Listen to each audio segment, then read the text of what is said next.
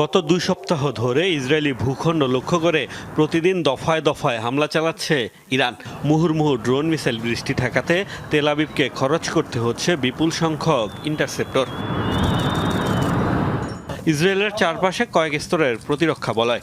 এর মধ্যে বিভিন্ন পাল্লার ব্যালিস্টিক মিসাইল প্রতিহতে মূলত ব্যবহার করা হয় ডেভিড স্লিং ও অ্যারো সিস্টেম। সংবাদ মাধ্যম সেমাফোরের প্রতিবেদন, তেল আবিবের এই ব্যালিস্টিক মিসাইল ইন্টারসেপ্টরের মজুদ এখন শেষের পথে। ফলে ক্রমশ দুর্বল হয়ে পড়ছে দেশটির আকাশ প্রতিরক্ষা ব্যবস্থা।